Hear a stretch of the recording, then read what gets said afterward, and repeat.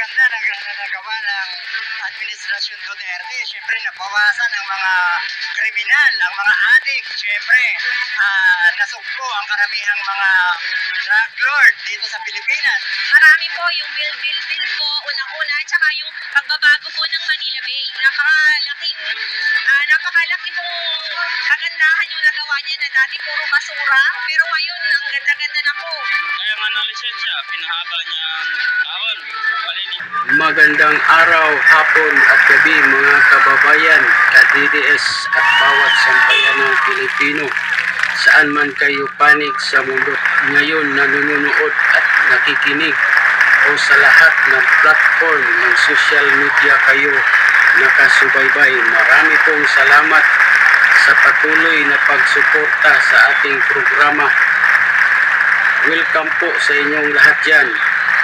Talakayin po natin ngayon ay tungkol sa kung sino ang may malakas na impluwensiya at pinagkatiwalaan ng taong bayan sa pagdating sa political endorsement, si PRRD, si Sara ba, or si BBM.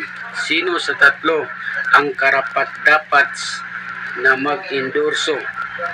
So magbibigay po tayo ng comment o opinion based on fact, history, and based on our common sense.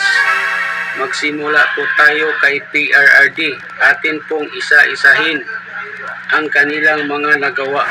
Kasi bago ang tao mag-endorse, dapat may credibility at legacy sa mamamayang Pilipino. Sa mga kababayang hanga pa rin kay Pangulong Rodrigo Duterte pagkatapos ng 6 na taon nitong panunungkulan. Maituturing na makasaysayan ang mapanatili ng isang Pangulo ng Bansa ang mataas na popularidad hanggang sa pagbaba nito sa pwesto. Ayon sa Executive Director ng Publicus na si Attorney Aureli Sinsuat, pinapakita sa mga numerong aalis si Pangulo Duterte bilang pinakapopular na presidente sa post-EDSA sa One era. Dagdag pa nito, walang ibang presidenteng naglingkod sa ilalim ng 1987 Constitution na tinapos ang termino na may majority approval at trust ratings o supermajority ng public support.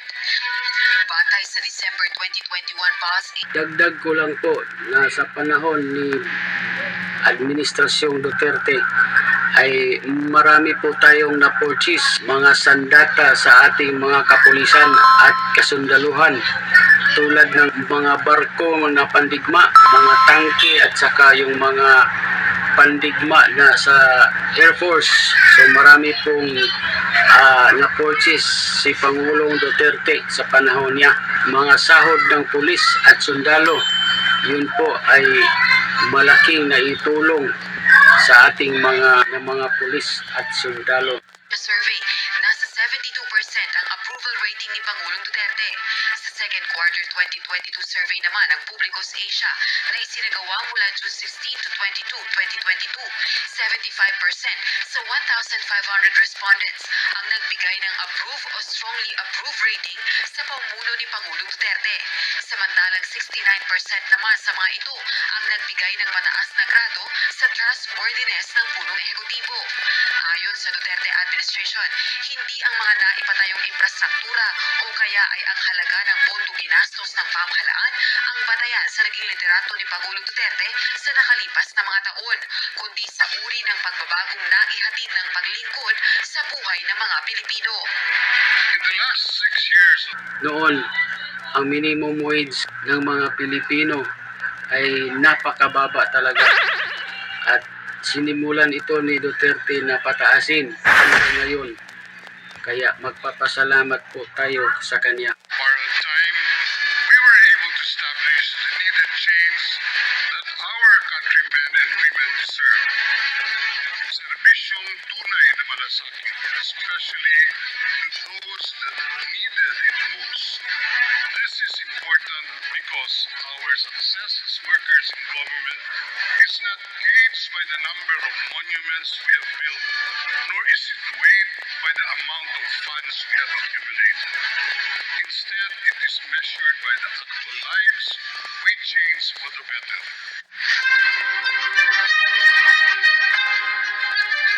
Maituturing namang kasaysayan. At atin pong idagdag mga kababayan yung health program ni Bongo na naging madali, pinaisa na sa isang agency. So hindi ka na po palipat-lipat sa pagkuha ng mga health program beneficiaries. Ang panunungkulan ng Duterte administration dahil sa panahong ito, naranasan ng bansa at ng buong mundo ang mapaminsalang COVID-19 pandemic.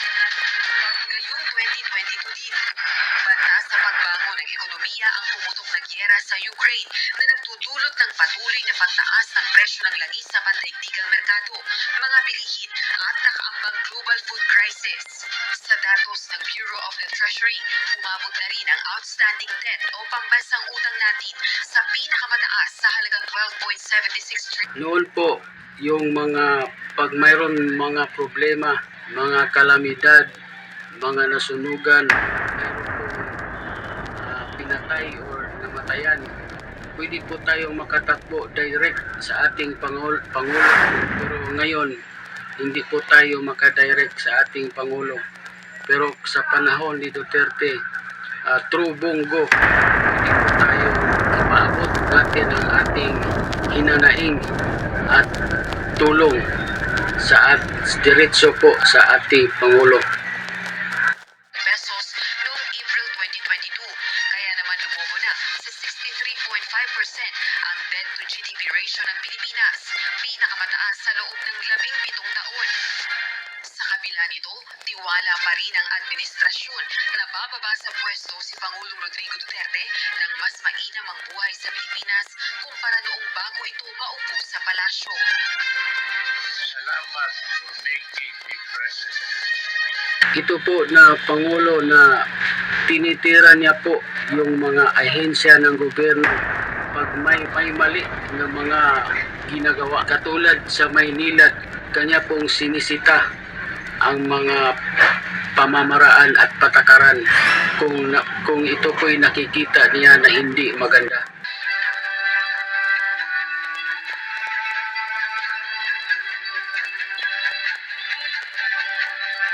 Infrastructure projects. In few years, the golden age of infrastructure in the Philippines enhance our mobility and connectivity and thereby spur development of growth on equitable in the country. In other words, we are going to build and build.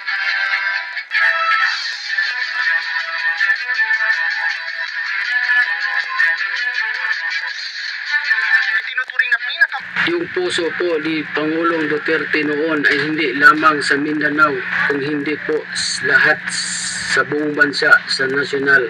In fact, nagtuon po siya ng pansin sa Luzon. Pinapaganda po niya ang daloy ng trapiko. Kaya bigay po siya ng mga malalaking project dyan sa Luzon para masolusyonan ang traffic, ang problema ng traffic dyan sa Maynila.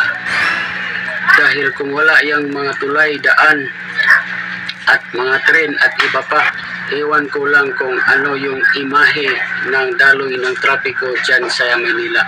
Kaya sana yung mga taga Maynila, yung taga Luzon ay mamahalin po nila at ipagtanggol po si Duterte, kasi po tinulungan po kayo dyan sa Maynila sa problema niyo dyan sa trapiko. Build program. Halos 5 trilyong piso ang kabuang pondong inilaan para sa nasa 200 flagship projects o mga pangunahing proyekto na kinabibilangan ng mga daan, paliparan, pantalan, tulay at iba pa. Bagaman naaprubahan at naumpisahan na ang ibang proyekto sa ilalim ng mga nakaraang administrasyon, ilan sa mga ito ay natapos sa panahon ni Pangulong Duterte. Ngunit mayroon din naman na pinasimulan at sinisikap tapusin sa loob ng kanyang panunungkulan. Kabilang sa mga ito ay ang evacuation centers at kamakailan lang ay ang mga ipinatayong quarantine at isolation facilities. Sa panahon po ni Duterte, marami pong problema ang naganap, tulad ng yung pong COVID-19. Pero sa kabila ng COVID-19 ay nagpatuloy pa rin ang proyekto at hindi po sagabal ang serbisyo sa mga problema, sa mga kalamidad at iba pa. Tama ang COVID-19 pandemic sa bansa. Isa sa pinakamahalagang proyekto na pinakikinabangan na ngayon ay ang Metro Manila Skyway o ang Skyway 3 na nagdurugtong sa North at South Luzon Expressways. And we're on track, sir, para sa goal natin na ibalik ang EDSA sa original capacity. Already 70,000 cars a day are passing through Skyway Stage 3. The Skyway connecting SLEX to NLEX. Nasa buhay ko na yun. Ang laki ng tulong. No? So, here just to, yung completion noon, yung pagbubukas noon, Po yung klaseng na presidente na kanila pong pinipersecute ngayon, yung maraming nagawa at naiambag sa bansang Pilipinas. So ang kapal talaga ng mukha ng mga Quadcom committee na pinipersecute po nila ang ating mahal na Pangulo Rodrigo Duterte. was a big help. Ilan pa sa mga infrastructure projects na naglalayong mapagaan ang trapiko sa EDSA ang Estrella Pantaleon Bridge na kumukonekta sa mga lungsod ng Makati at Mandaluyong, pati na ang BGC Ortigas Bridge na nagtutugtong naman sa Bonifacio Global City at Ortigas Center. Samantala, ilang malalaking railway projects sa Metro Manila at karating lugar ang naging progresibo rin sa ilalim ng PPP program. Isa na rito ang Metro Rail Transit Line 7 na may 14 na istasyon na magmumula sa Quezon City patungo sa Binuhis po ng buong buhay, ng buong pawis at tuko sa pagsiservisyo ni Duterte sa Pilipinas. Pero ngayon, tila ba'y tinatapunan ng putik ang administrasyong Duterte. Pinipilit po nila na sirain at pabagsakin, pero hindi po sila magtatagumpay dahil ang sambayanang Pilipino ay alam na po ang buong katotohanan. Baguio City sa Bulacan. Umusad na rin ang konstruksyon ng Light Rail Transit o LRT-1 Cavite Extension Project noong 2019. Itong Hulyo lang ay natapos at nagsimula ng operasyon ng LRT-2 East Extension kung saan napalawig ang linya ng tren hanggang sa mga lungsod ng Marikina at Antipolo sa Rizal Province. Nagsimula na rin ang Metro Manila Subway na tinaguri ang Project of the Century na kokonekta sa Ninoy Aquino International Airport at Valenzuela City na dadaan Ito po ang katibayan ay malakas na impluensya si Duterte sa pag-iendorso ng mga kandidato sa politika. Katulad lamang ni Jinggoy at ito po si Jinggoy Estrada ay mayroon pa itong kaso noon pero inendorso ni Rodrigo Duterte, nanalo po kahit na ito po ay may kaso na kinakaharap. Ito naman si GB Ejercito. Ito po ay nagpatulong at nagpa-endorso kay Duterte at ito po ay nanalo. Si Mark Villar, si Pia Cayetano at si Alan Peter Cayetano na ito po ay dati pong nagpa-endorso kay Duterte kaya po ito ay nanalo. Pero ngayon nandyan na po sila sa baluarte or sa partido ni Marcos. lungsod sa Kalakhang, Maynila. Inaasahan ang partial operability nito sa katapusan ng taong 2022 na susundan ng Manila-Clark Railway Project kung saan inaasahang makapagsisilbi na ito sa publiko para sa biyaheng Tutuban Malolos sa taong 2023. Ito po si Tolentino. Dati po ito ay nagpa-endorso kay Duterte. Kaya po ito nanalo. Pero noon, talo po ito sa noong nakaraang eleksyon. Pero dahil sa inendorso ni Rodrigo Duterte, si Tolentino po ay nanalo. Ito po si Bato de la Rosa.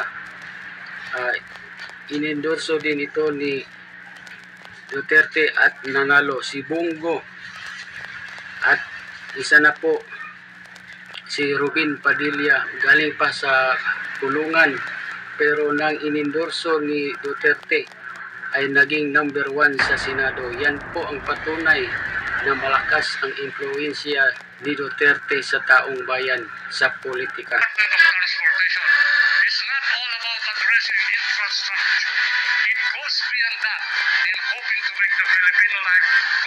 system company. Malapit na ho yung oras namin sa termino ng ating Pangulong Presidente, Mayor Rodrigo Roa Duterte. Ito naman po ay nabatayan na pinagkakatiwalaan po ng taong bayan si Duterte kasi nang ginisa at binanatan niya ang mga politiko na mga ito ay katulad lamang ni Trillanes. Itong si Trillanes ay kilala po noon na politiko bilang isang senador, pero nang binalatan at tinira at ginisa ni PRRD, hindi na po ito nanalo. Si Drilon at si Bam Aquino, ito po ay mga veteran sa Senado, pero nang tinira at ginisa, kini-question ni Duterte, ay hindi na ito nakabalik sa Senado. Yan po ang patunay na may malakas na hatak o impluensya si Duterte sa taong bayan. Patahabol mo kami ng gawain. Pakiusap. Bigyan nyo kami ng tiwala. Papahunan nyo kami ng dasal. At kami nagsaksi. Tayo din po ay magiging kapit. Kasama pa sa mga proyekto na naglalayong maiayos ang traffic congestion sa EDSA ay ang Parañaque Integrated Terminal Exchange at ang EDSA Busway. Ilang domestic at international airport din ang naisaayos at binuksan sa ilalim ng Administrasyong Duterte. Ito si Mar Rojas ay kilalang kilala bilang isang senador ng ating bansa, pero nang ginisa at binanatan ni PRRD sa politika, hindi na po ito nakabalik sa Senado at para nang nag-retire na sila sa politika. Pati na ito si Dilima at ito po si Kiko Pangilinan na mga veterano din po sa Senado, pero hindi na nakabalik. Lahat po ito ay natalo na dahil po ginisa at binanatan ni PRRD. Yan po ang patunay na mahal ng taong bayan si Duterte dahil pinagkakatiwalaan po siya, at kung sino man yung hindi niya gusto sa Senado o sa pagtakbo sa politika, ayun po ay sinusunod po ng mga taong bayan. Kasama na po dito si Diokno na hindi po nananalo sa pagka-Senado. Ito ang upgrading ng Ninoy Aquino International Airport na mula sa pagiging worst airport ngayon ay kabilang na sa 10 most improved airports. Nariyan din ang Bohol Panglao International Airport, Bicol International Airport, Mactan Cebu Airport, at ang modernong Clark International Airport Terminal 2 na tampok ang mga state-of-the-art features at koneksyon nito sa Train Express na makapag-ahatid ng mga pasahero sa Metro Manila sa loob lang ng halos isang oras. The structure before us reflects the administration's yielding commitment. Ito naman po si Risa Hontiveros. Ito po ang natira na dilawan dyan sa Senado. Bakit po hindi ito nasama at hindi po ito natalo? Kasi po si Risa Hontiveros ay tahimik lang noon. Nascam po tayo nito kasi nagpatulong po ito kay Sara Duterte. Pero nang nanalo na ay oposisyon pala ng mga Duterte. To improve the quality of life of every Filipino by providing big-ticket infrastructure projects such as this that will improve connectivity, mobility, create jobs, and disperse economic activity to the regions. Nakabawas rin sa mabigat na trapiko sa Metro Manila ang pumubukas ng North Luzon Expressway o NLEX Harbor Link at Laguna Lake Highway.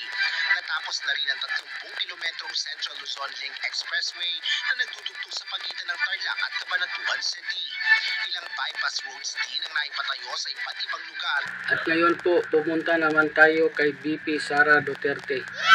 So si VP Sara Duterte po ay isang probinsyanang, imagine niyo po, si Vice President Sara Duterte ay isa lamang mayor sa Davao pero naging Vice President dahil sa malakas ang impluensya ng mga Duterte sa buong bansa. Ang kinalaban po ni Vice President Sara Duterte ay hindi po basta-basta. Isa pong veteran, kilala, si Senador, ito po si Tito Soto, na kilala at veterano po sa Senado. Pero natalo po niya si Tito Soto dahil po yan po ang patunay na ang mga Duterte ay malakas ang impluensya sa sambayanang Pilipinas. Sa kabuuan, as of June 2021 ay nasa 20,000 proyektong pang-infrastruktura ang natapos na sa ilalim ng Build program. Umaabot sa mahigit kumulang 8 trilyong piso ang kabuuang pondong inilaan para sa mga ito. Libo-libo pang proyekto ang patuloy na isinasagawa sa tulong pangunahin na ng Department of Public Works and Highways at Department of Transportation. Umaasa ang pamahalaan na may pagpapatuloy ang mga proyektong ito kahit sa ilalim ng ibang administrasyon. Hinihiling po namin kung sino man po ang magiging susunod na Pangulo at susunod na administrasyon. I think it is incumbent upon the next administration to not only continue but to even fast track all the good work that has been done. Sa kabila ng malaking Ang nagpapatuloy po ngayon ay si Ferdinand Marcos Jr. Pero ano po ang inatupag? Ano po ang pinokos ni Ferdinand Marcos Jr.? Ang pinokos po ni Ferdinand Marcos Jr. ay ang pag-atake sa mga Duterte na tumulong sa kanila sa industriya ng politika. Dahil ati pong matandaan na nasusuklam po ng mamamayang Pilipino itong mga Marcos. Kaya nga po ito hindi nanalo ng tumakbo siya bilang isang vice president noon. How much more pa kaya bilang isang presidente? Naka-advantage lang po sa kanya dahil nakatangin po niya si Inday Sara Duterte. Ako na kinaharap ng administrasyong Duterte dahil sa pagtama ng pandemya, nagpatuloy ang mga proyektong ito sa pamamagitan ng Build program. Hangad ng Duterte administration na makapag-iwan ng Golden Age of Infrastructure sa pagtatapos ng kanyang termino sa susunod na taon. Asher Ganapan Jr. para sa Pamana 2021. Ngayon po, pumunta naman tayo kay BBM. So, dapat ba siyang paniwalaan ng taong bayan? Ano ba ang nagawa niya sa kasalukuyang administrasyon? So, si BBM po ay nag-endorso ng mga senador ng mga balimbing na dati po ay kay Rodrigo Duterte. Pero ngayon nagilipatan kay Pangulong Marcos.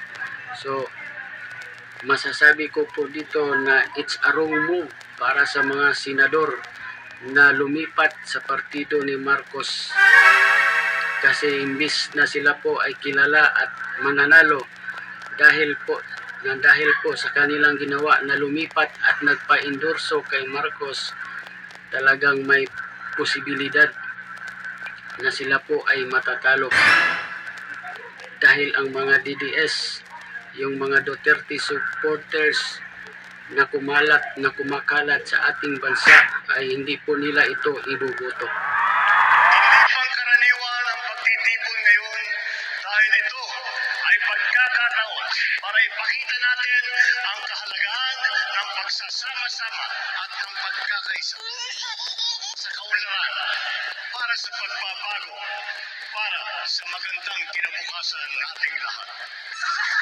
Ang sabi nila, ang halalan daw ay panahon ng pagkakapitan-pitan, pagsisiraan, pagkakahati-hati. Subalit, kabaligtaran po ang So ang tanong po, mayroon bang pagbabago na naganap sa administrasyong Marcos? Wala po, di ba? Walang project, walang mga big project na kaniyang mga ginawa. Alam niyo po, ang project po niya ay yung pagsira sa administrasyong Duterte noon. Yan po ang kaniyang proyekto sa ngayon, na sirain ang imahe ng administrasyong Duterte, kasi wala po siyang project wala po siyang ginawa sa ating bansa. Hindi po niya natupad ang kanyang pangako noong eleksyon. Kaya ang tinitira lang niya, ang kanyang focus lang niya, ang project niya ay sirain po si Duterte. Inalulunsad ng ating alyansa. Sapagkat ito ay isang kilusang bayan Wow! na magbubuklod sa pinakamalawak na puwersa ng mga nagmamahal sa inang bayan na ikakampanya ang isang programang pangkaunlaran na walang naiiwanan na pagsasamahin ang 12 magigiting na Pilipino na may taglay na sipag at galing para maging pinuno. Tama, prinsipyo, makatao, makadiyos, makabansa. Oh my goodness, mga kababayan. Ano po ang sinasabi niya? Ngayon, ang ating pong tanong, saan po yung mga flood control project na sinabi niya sa kanyang zona na natapos na? Marami po yun. Pero ang sabi po ng Kongreso ni Representative Kimbo ay hindi po natupad yun. Marami po ang nalihis sa mga project na yon. Pero ano po ang sabi ni Pangulong Marcos dyan? Marami daw natupad na mga flood control project. Binaha po ng todo-todo ang Luzon, ang Maynila. So, ang tanong po, saan na po yung pundo? Saan na po yung pera na pinundo? Nasa bulsa na ba? Titindig para sa interes ng bayan at sa kapakanan at karapatan ng bawat isang Pilipino.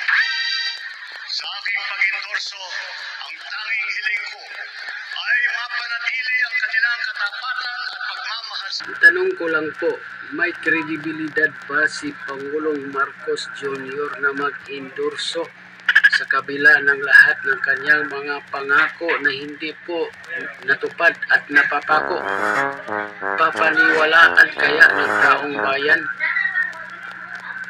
Ibubuto kaya ng taong bayan yung kanyang mga inendorso ng mga senado na kahit na yung nag-endorso ay walang nagawa? How much more yung mga inendorso niya? ito ang pinakamahalagang katangian ng kandidato na aking tinitignan at pinag-iisipan. Kaya naman, mga kababayan, ang mga sumusunod na individual ay kilala natin sa kanilang kasanayan at sa kanilang serbisyo publiko. Ang una, sa ating hanay, ay matagal na naging alkalde ng progresibong lungsod ng Mandaluyong. Kinalal din siya bilang kongresista at ngayon siya ay ang Tanong ko lang po, yung Maharlika Fund, saan na po na yun napunta? Pinadali yun galing sa mga pondo ng SSS, pondo ng PhilHealth, pondo ng Pag-ibig. Doon yun kinuha yung Maharlika Fund. Ang tanong, saan na yun napunta? agap at mabisang kalihim ng DILG, mga kababayan, ang ating Mr. Gawa Hindi Salita, Secretary Benhur Abalos.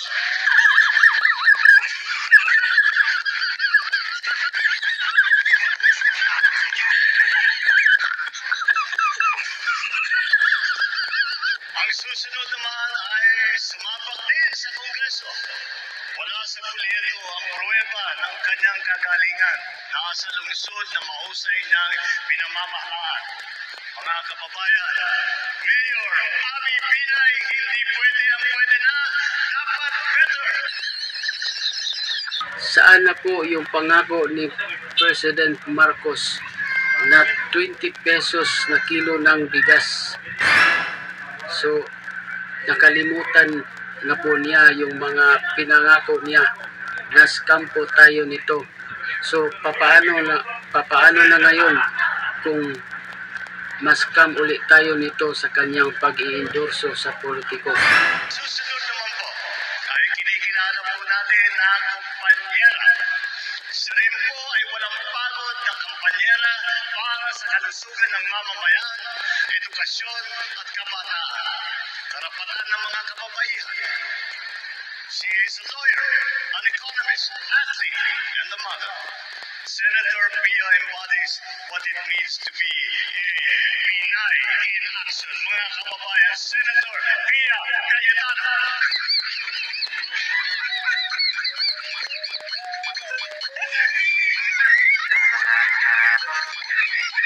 Ito naman ay isang At dapat din po nasagutin niya yung nag-viral na pulburon video kasi public interest yun. Kailangan po niya sagutin nagsilabasan na pulburon video. So kailangan po niya na mag drug test in public para po malinis ang kanyang pangalan.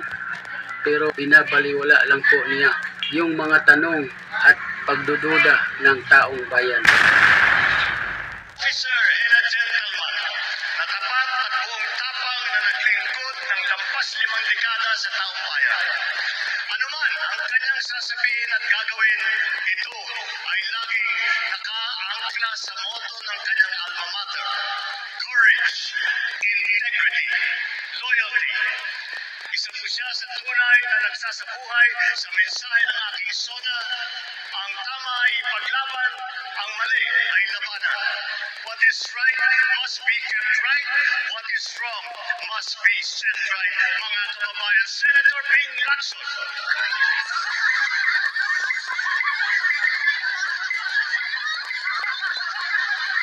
Hindi din niya po sinagot or hindi po din siya nagpaliwanag yung nag-viral na video na may inabot sa kanya ng puting item. So nag-viral po yun pero hindi po siya nagpaliwanag kung ano yun.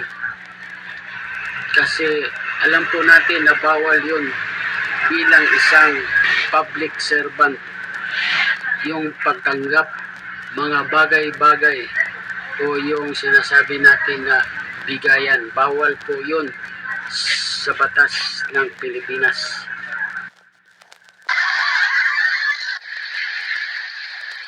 Sanay ring mamapatas ang susunod sa ating lineup. Nahasa bilang vice gobernador na ngayon ay nasa Senado. Naging gobernador din ng lalawigan niya ng Pampanga. Mga kababayan, ang Supremo ng Senado, Senator Lito Lapid.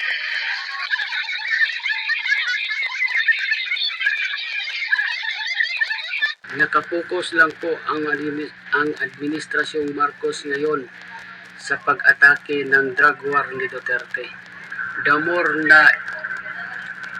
na inatake nila ang drug war ni Duterte, the more na inatake nila ang taong bayan. Kasi 100% alam ng taong bayan na may malaking tulong sa kapayapaan ng ating bayan kahit na mag-survey kayo sa barangay o kalye. Talagang bibigyan po kayo ng 100% na approval sa taong bayan dahil ang drug war ni Duterte ay para po sa mga henerasyon ng ating kabataan.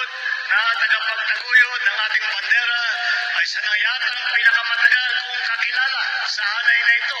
Siya ay walang iba kundi ang aking kapatid, ang aking atay, si Manang Amy.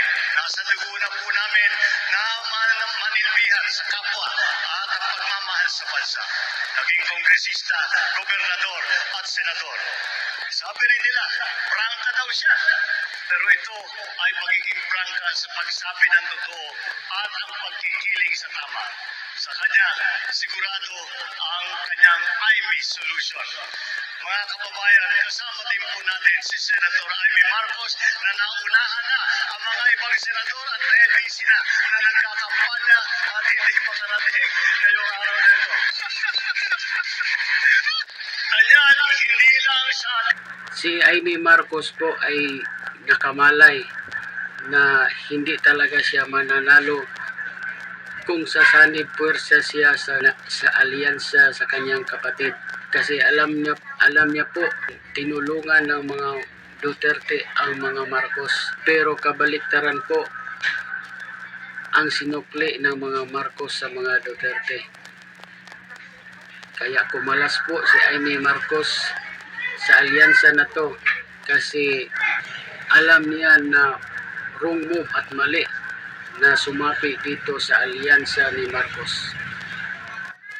Kung hindi sa buong mundo, ang susunod natin ay ang ating pambansang kamao na nagpamalas ng galing bilang mambabatas. Mga kababayan, ang ninong ng bayan, Senator Manny Pacquiao.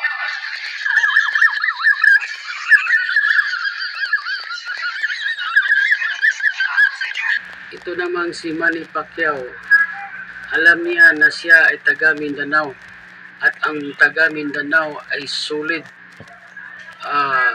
Duterte supporters. Pero bakit kaya siya sumanib sa alyansa ni Marcos? Talagang mali po na siya po ay sumanib dito. Maging 50-50 po ang kaniyang pagkapanalo dito sa 2025 na eleksyon. Sa marami niyang ginagampanang papel sa iba't ibang larangan. Pero ang pinakamahalaga ay ang pagiging lingkod bayan. Vice Gobernador, Gobernador, pinuno ng ahensya ng gobyerno, Senador. Talaga namang action star sa pelikula, action din sa tunay na buhay. Mga kababayan, Senator Bong Revilla.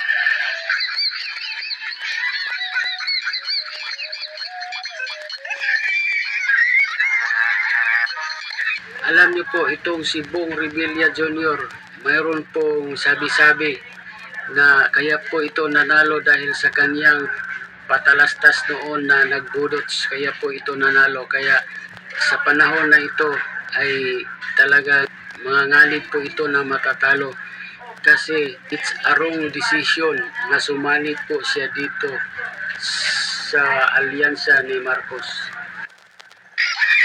Ang ating susunod ay nakapaglingkod ng 24 na taon bilang senador. Kasama natin sa paglalakbay tungo sa mga liwalas na bukas.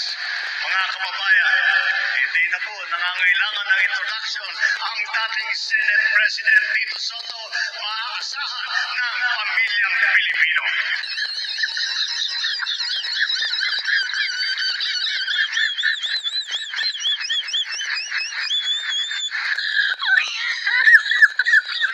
Tanong ko lang po, papaniwalaan kaya siya ng taong bayan ng mamayang Pilipino sa kanyang pag-iendorso na kahit siya mismo ay walang nagawa sa Pilipinas, walang nagawang proyekto, walang natupad na pangako, wala talaga.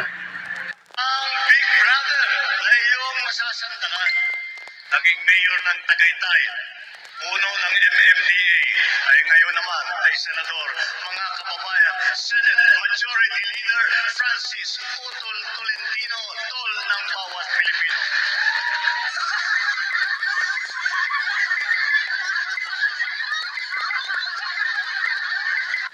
Ito namang si Tolentino ay dati po itong kaanib ni Duterte pero bumaliktad po, kaya good luck na lang po kay Tolentino. Ito po ay talagang 100% na hindi to makabalik sa Senado. Kung ipapakilala sa inyo ay isang public servant na noon ay madalas kong masabihan na ang ama ng saklolo. Kasi ang unang bukang bibig ng mamamayan ay itulfo mo. Naninibihan bilang kalihim ng DSWD na ngayon naman ay miyembro ng Kongreso. Mga kababayan, Congressman Erwin Tulfo kakampi ng inaapi.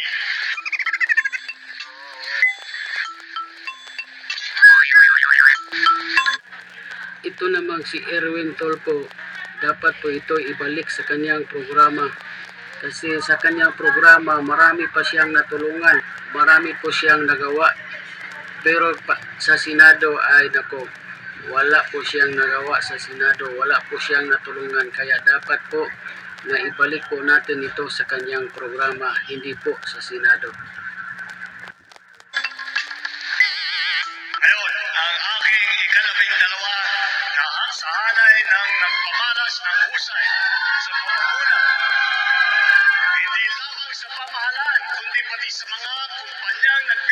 serbisyo sa ating publiko. Mga kababayan, Deputy Speaker Camille Villar, ang bagong boses para sa bagong bukas.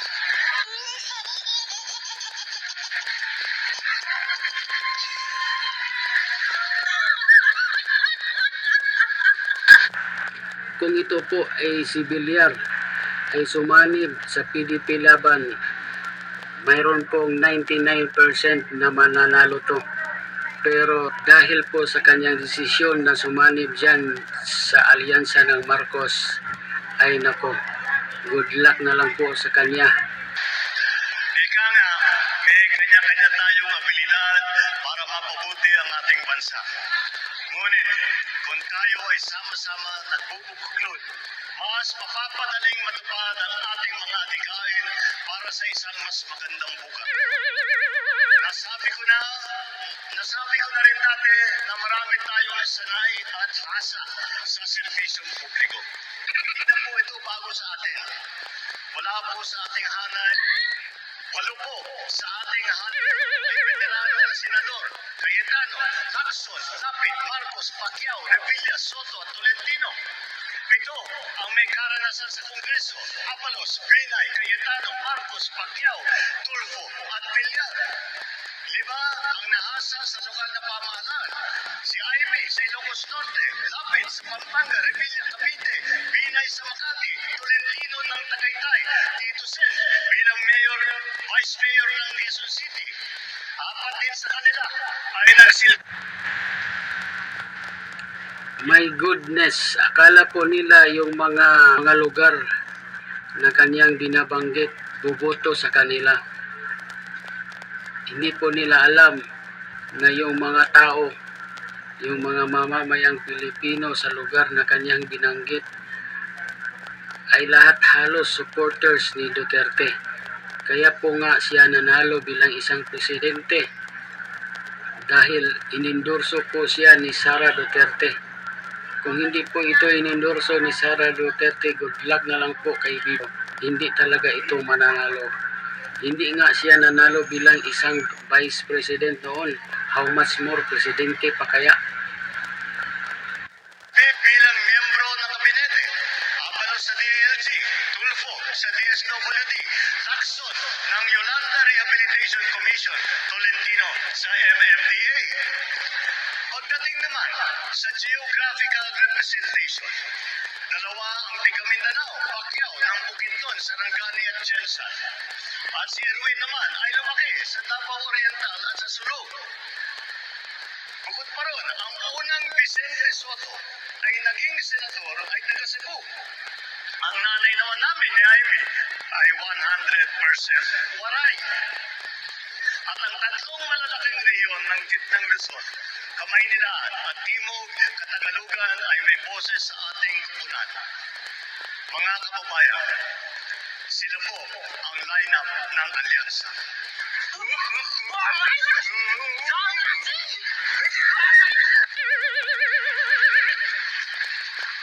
Sa kanilang kalidad at karanasan, mataas ang aking kumpiyansa na sila ay ating magiging katuwang sa ating pagsulong at sa patuloy na pagkunlad ng ating bansa. Ating po sila. Akala kasi po nila na iba't iba ang pinanggalingan ng kanilang mga kandidato. Mayroong sa Luzon, mayroon sa Visayas at mayroon po sa Mindanao. Akala po nila, yung feeling nila ay mananalo na sila. Hindi nila iniisip na yung sa Luzon, Visayas, Mindanao ay mga solid Duterte supporters. In fact, binansagan po si Rodrigo Duterte na the most popular president. Suportahan. Mabuhay po kayo, mabuhay ang ating lineup, mabuhay ang bagong Pilipinas.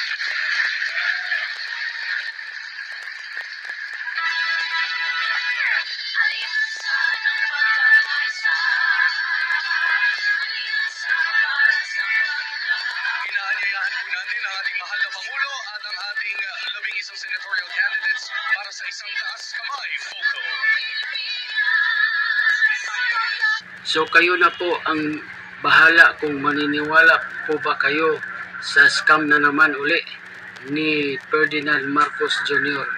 Na-scam na tayo noon, magpapascam pa ba tayo ngayon? So, nasa sa inyo na po mga sambayanang Pilipino kung paniwalaan nyo ang pinagsasabi ni Pangulong Marcos Jr.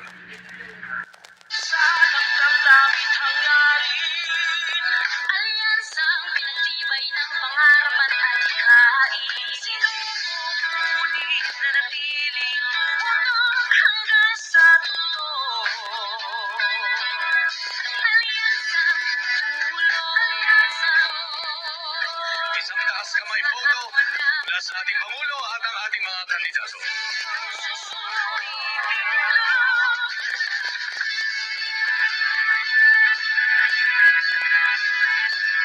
Maraming salamat po.